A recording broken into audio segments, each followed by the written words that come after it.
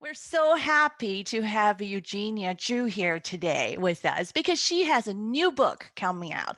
This time they're going to Hong Kong. Yeah, we're so excited. You know, Hong Kong is one of my favorite cities in the world and then just loving it. But before we start, I think, Eugenia, you probably would like to, tell the audience a little bit about yourself because you have a quite a interesting career adventure. Oh, well, thanks. Well, I started out as a lawyer and I practiced for about 15 years. And then I had my son, Brandon. And at the time, I always planned on going back to practice law.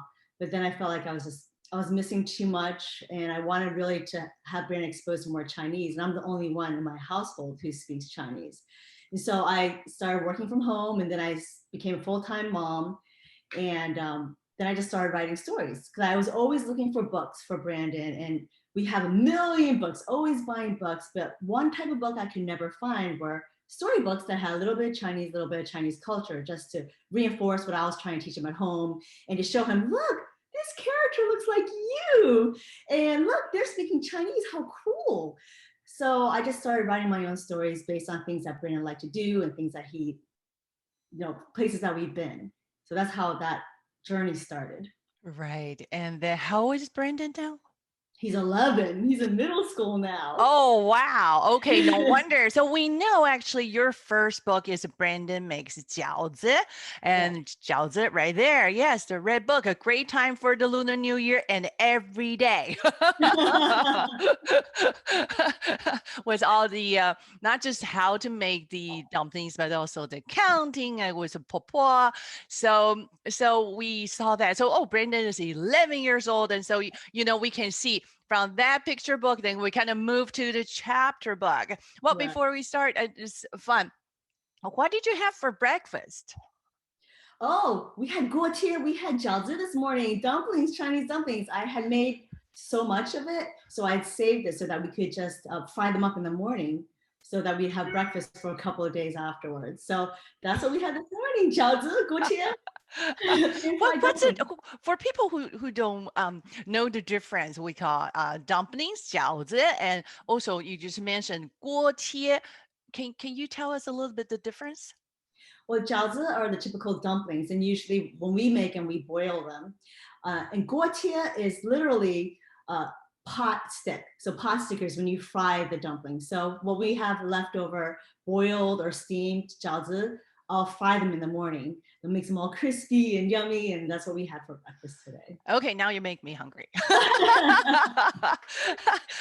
So, the funny thing is you kind of mentioned about how Brandon is the inspiration for, even from the first book, and it's still the leading actor in Yeah. in all your books so far. So this is the number 3 book coming out. Is Brandon Goes to Hong Kong, and it's coming out very soon. It's in March. We'll talk about that because we have a surprise for you. Author Eugenia Chu actually has a surprise for you. And so we'll save that for a little while. Um, Tell us about, Brendan's language and culture journey after you started featuring him in your books. Okay, well, before I started writing the stories, he was just a little tiny guy, and I was trying to teach him Chinese myself. I would say things in English and then repeat in Chinese. So it wasn't really structured. I was just kind of here and there, I'd point to something, say in English, say in Chinese. And then when he got a little older, he went to school and I started writing, and I started writing about him. I sent him to a school that also taught Chinese as part of its curriculum. And Mm. then when he turned 5, he was able to go to Saturday Chinese school. So he did Chinese at school, Chinese on Saturdays, and now that he's in middle school and he's continuing learning Chinese in school and still taking Saturday Chinese school. At home, it's been a little bit more difficult because he's like, oh, I don't want to speak Chinese. And I get it because I remember when I was a kid, we didn't want to speak either. We didn't know any other Chinese kids and everybody spoke English. And I remember my parents saying, no English, 说中文, speak Chinese. And all of a sudden, my sisters and my brother and I would all become mute. So I don't want to push too hard, but what I do, I still speak to him a little bit in the morning. I try to be consistent. So I'll speak to him a little bit in the morning. When he gets up, I'll be like, oh, go wash your face, brush your teeth, 洗脸刷牙. And then at nighttime, he's a little bit more receptive because he never wants to go to bed. So that's when we'll do most of our Chinese speaking. So right before bed, we'll speak a little bit. We'll try to talk about his day, and I'll try to tell him about my day, and we try to do it in Chinese so that at least he hears a little bit, even if he doesn't speak much back to me, he'll still hear it. So that when later, and I know this is going to happen, when he gets older, he's going to want to learn Chinese. And I feel like if I keep being consistent, he'll at least have the background and be able to learn a little bit easier. Because that's what happened to me. When I got older, I wanted to learn Chinese, and it was easier for me because my parents spoke Chinese at home all the time. So I could understand everything. I just had to work on my speaking and my reading and writing. So I'm hoping by speaking just even a little bit, just to have him exposed to it, later on when he really wants to learn it, it'll be easier for him. I think you brought up such a great point about being consistent. Even, some important input is better than no input. And I think you really make things fun because now he's the leading actor in your books. I think really needs to keep it up. And Yeah. then you mentioned something about because both of your parents actually speak Mandarin Chinese, Yes. and then you grew up in the Mandarin speaking environment, but you're a first generation Chinese American. Was it challenging for you to maintain your Chinese where you were younger? Yes, because once I started school, we spoke Chinese at home, and then I started school, and we started speaking more and more English. And we lived in a neighborhood where there are no Asians at my school. Nobody spoke Chinese. And so my sisters and I, we would start speaking more and more English. We always spoke English to each other. And then my brother came along, and his Chinese is even worse because we were all already speaking English. I hope he's not listening. But, my brother married, his wife is from China. And so Okay. he actually practices more, I think. So it's great. But yeah, growing up, it was hard because we want to be American, and we didn't see any Chinese people in anything, the media, the books, nothing. Mhm. So I remember growing up thinking, oh God, I wish I had blonde hair and blue eyes like all my friends. How interesting. Yeah, and I didn't want when Brandon was born, I didn't want him to feel that way. Mm. Now we live in a more diverse area. There still aren't that many Asians in this area, so in addition to wanting him to learn to speak Chinese, I wanted him to feel like, hey, look, there are Chinese kids in other books. It's normal. It's important. We're important, and so that's another reason why I started writing. Yeah, so you are also actually a multicultural children's book author, and you have been actually participating in the Multicultural Children's Book Day, and that is also a great activity. And then kind of like we want to see a lot of diverse books, so the children can kind of connect their world with the outside world and to learn about other cultures. So that is actually something very fun about your books because you bring in the Asian, the Chinese culture, but also the language. You're like giving a connection between all that and also the community culture where we are in the US. And your experience, actually reminds me of a lot of my cousins' experience because they are all American born Chinese and they have gone through all that. And it's almost like I've been experiencing all that with them because after they have their kids, they say, we want to make sure our kids can understand the language and the culture. So that I think that feeling is mutual. So let's talk about the book, your new book, Brandon Goes to Hong Kong. Actually, at the beginning, you talk about Hong Kong or Taiwan. Interesting. What's the connection you have with Taiwan? My mother's from Taiwan, and I love Taiwan. I actually spent my gap year between college and law school in Taiwan.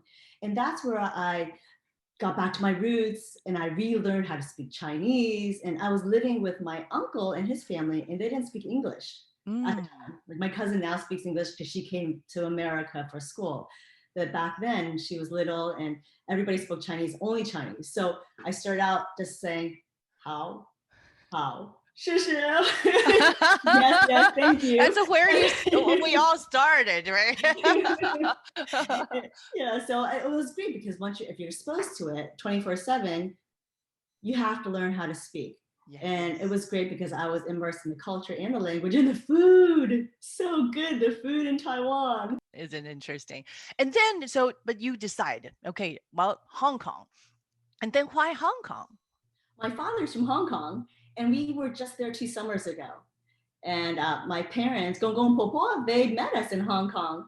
And it was so great because since my father grew up in Hong Kong, he was able to show Brandon some of the places he used to hang out, and he brought Brandon to his favorite restaurant and favorite meal. And it was really special. It was so much fun. Again, Hong Kong, great food as well. And Yes. beautiful, beautiful, beautiful, fun city. But yes, it is wonderful. I personally, I think the food is people usually, where do you eat? In Hong Kong, I said, well, wherever you have a line, you just go there. Yep, exactly. The night market is also really wonderful.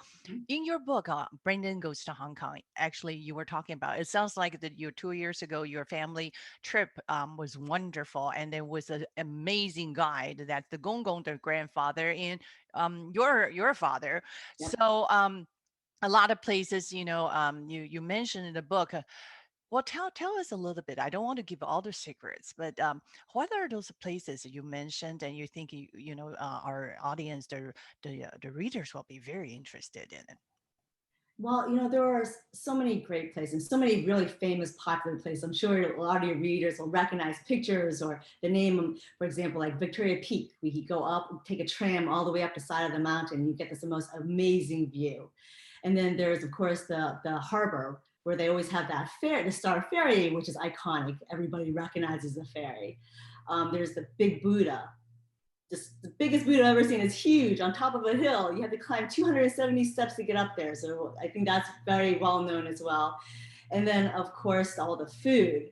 Like my father's favorite is the roast goose. So we went to this Mm. restaurant, which is his favorite restaurant, which served in. So Brandon got to experience that. And of course, there's Disneyland there, and there's Ocean Park, which is a huge, huge theme park, which also has a marine area and a couple others bigger than Disneyland. And of course, the zoo, where they have Shomao and all those.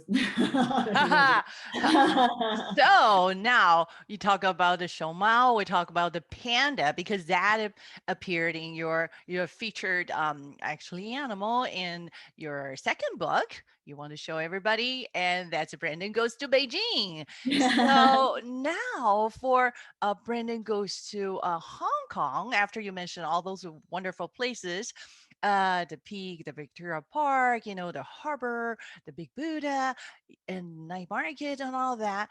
So this time you also have a creature or animal you featured. And what is that? Well, it could be maybe a dragon. Brandon sees this red blur every once in a while. And sometimes he hears other people saying, hey, what's that? But he's never really sure. And so he thinks it's a dragon. So he does a lot of research. He asks a lot of questions. But, it's never conclusive whether what he saw is a real dragon or if it's imagination. Right, And because you have actually, he did a really good, extensive it's research, true. as a matter of fact, in the book. So how does that go? Was the research, was it Brandon's idea, or how did you come up with the animal you want to, kind of feature? Well, I was thinking, we have the panda in Beijing. What's in Hong Kong? What's something that is very special, something very Chinese? And my sister gave me the idea. I was like, what animal, what creature should I feature in this next story? Mhm. And she's like, because my sister also has been to Hong Kong many times. And she's like, how about dragon? Because images of dragons were so many places in Hong Kong. Mhm. And as you know, dragons are very special for the Chinese. So I'm like, perfect, a dragon. And then I was like, I don't want to make it so that it's just like Brandon Goes to Beijing, where there's this dragon that speaks. So I'll make it, is it real? Is it not real? It's really going to be up to the reader to decide after reading what Brandon sees and his research, decide whether they also believe there's a dragon, whether a dragon is real. Right. And I personally, there are three parts about a dragon, actually. So I think it's a great way for kids who are interested in dragons, any kind of dragons, even the dragons you see in the zoo, and then connect it with the Chinese dragon, the symbolic, dragon in the Chinese culture. So so for from the creature, the dragon, to the family connection. So because you talk about your family travel, do you do that a lot? How do you think the family travel, going to a grandma or grandpa's, their own hometown, um has helped, the culture connection for kids? Well, I think it's really great because the grandparents can talk about things in a way more closely related or more meaningful than if you went by yourself or you went with a tour guide, because they can relate it to how they grew up, and they can relate it to how, oh, look, Brandon, when I was your age, I did this and I saw this and this is what this meant to me. And Brandon can have a more of a connection that way. He's like, oh yeah. And I think he'd pay more attention. He pays more attention that way too when his grandparents speak. If it was just me saying, hey, look at that statue, according to this guidebook, it means this. I'm not gonna really pay attention as much and listen. But if it's his gong gong or his po po saying, hey, this is what it means, and this Yeah. is what it means to me, and this is how I learned about it, and this is how I experienced it, and this is what we did in school, I think it will stick with him longer. It'll have more meaning. Absolutely. And I think, the thing is also you would like to have kids, the readers who actually are not from the Chinese culture, they are not familiar with the Asian locations. And then I think that can open the doors for them and let them explore. And maybe one day they will have the chance, to visit as well.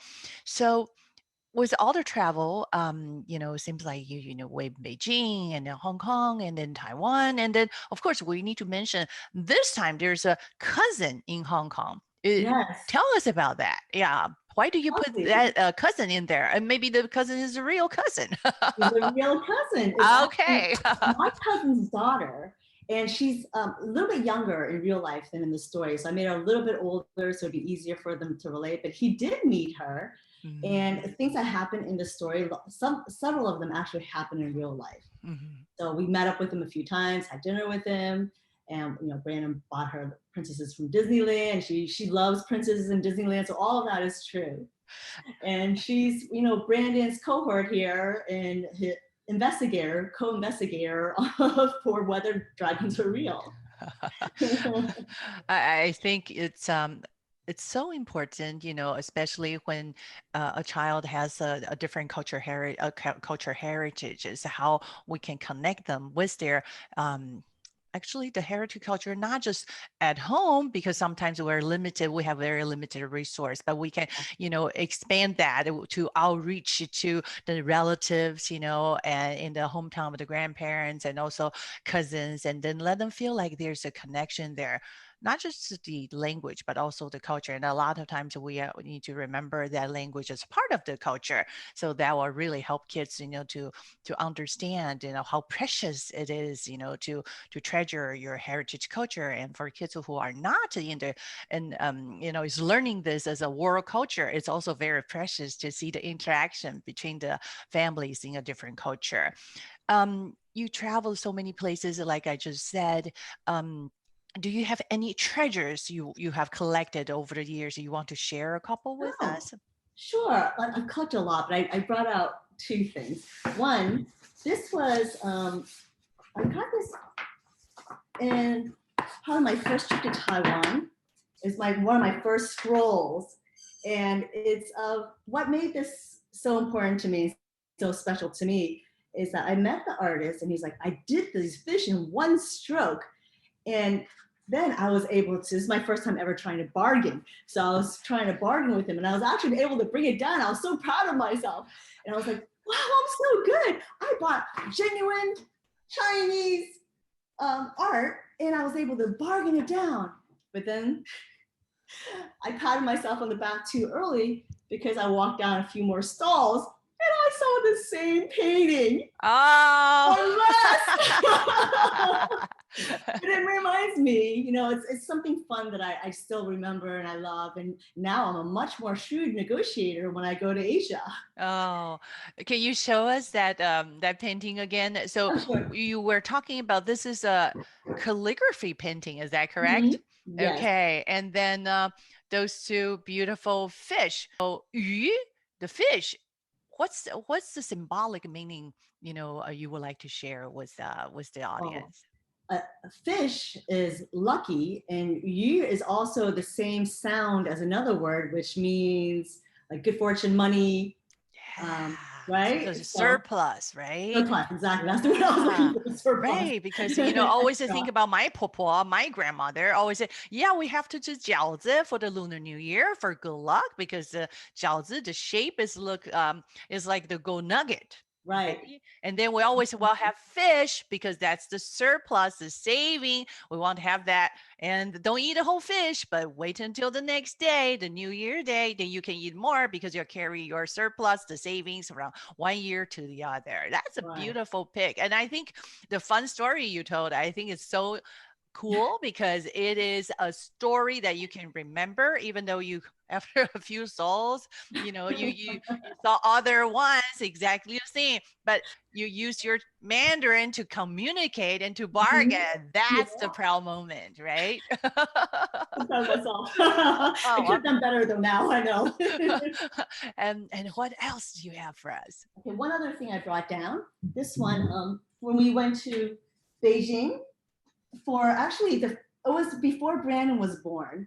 It was we went for my whole family went for my father's 70th birthday, Mm, and it was actually I think it was a second time, no, first time I'd gone to the Great Wall, yeah. and I was able to find this painting. I'm really into art, as you can tell. I keep buying more art.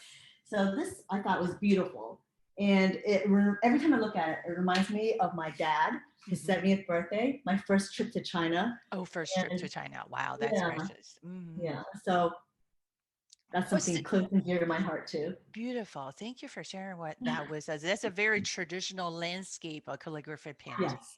Beautiful. And what cities have you visited in China?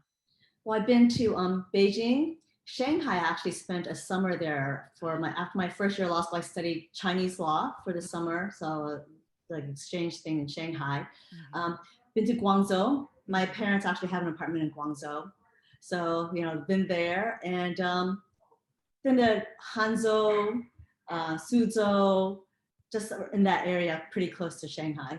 Beautiful places that you just mentioned. And then when you talk about your dad is from Hong Kong, is Cantonese also a part of your heritage language? You know, my parents never spoke Cantonese at home. They always spoke Mandarin. My Mhm. father obviously speaks Cantonese, but he went to college in Taiwan before he came to college in the United States. That's where he met my mom, and they always just spoke Mandarin at home. Now, here's a funny story, a little bit embarrassing for me. The first time I went to Hong Kong, this was actually during my gap year in Taiwan. I spent some time in Hong Kong as well. And I'm like, oh, I'm going to surprise my dad and try to learn some Cantonese. So I was staying with my aunt, and she was teaching me Cantonese, and I practiced it. And then one night I got on the phone and I started talking to my dad, and I thought my Cantonese was so great. My pronunciation was perfect. And he was just like, I can't understand anything you're saying. He's like, I think you should stick with English or Mandarin when you're in Hong Kong. I'm like, oh man. I kept notes and everything. That fifth tone really threw me off. And I do Wow. want to talk a little bit about Cantonese and Brandon Goes to Hong Kong. Yes. I actually had a whole section written out, a whole dialogue, but I thought it might be too confusing. So it's actually on my website. So anybody who's more interested and wants to learn more about Cantonese and Mm. hear some dialogue between Brandon and Gong Gong and some other people about Cantonese, they can look it up on my website as well. I really like the how you mentioned the original language Cantonese in Hong Kong because I think it's is actually quite important. I think when you speak that language, people feel so comfortable. They connect with you with their their own language. Even though in Hong Kong most of the people they are practicing Mandarin Chinese, the standard 普通话, but Yeah, but I think every time if you can speak Cantonese, that people just really appreciate that. Well, I know the most important thing, all the dim sum in name in Cantonese, so I will definitely get the right thing I need. This is probably one of the only regional Chinese language that has the written form. Also use Mandarin, the Chinese characters, but they have their own grammar. So Yes. I'm so happy to see that in your book. So it's great. I think it's a great way, to let people explore another language, and then the resources you have for the in the book and on your website. So now we're talking about like are there any like expressions you use a lot in Chinese and you want to teach our audience? There's something I say all the time, and I don't even realize it. And I say it with my non-Chinese speaking friends too. They all know what it means now. They all expect it from me. Sometimes they even say it. It's "Aya, aya." So whenever I'm surprised by something or disappointed by something or something's I'm just like "Aya," and there's like so many meanings to that because it could be like "Aya," angry, "Aya," surprised, "Aya." So it's just one of those, and everybody seems to know what it means without me having to tell them. Right. Actually, you do hear that all the time. I use it at home all the time as well, or with my friends. And then, so let's try again. Let's teach our audience. What is that expression? Ah, yeah. "Aya." Oh, see, this is a surprise one. Ah, Yep. yeah. And you can also Easy use one. it, like you said, when you're disappointed. Yeah. What's that? "Aya." Ah, yeah. It's a multifunctional expression, correct? Exactly. No matter you're in the high spirit or the low, point, it is all possible, or just surprised. Right. Yeah, right. I Yeah. love all the intonation you use. It's just one one expression. So your book is coming out. Brendens goes to Hong Kong. So what people would say?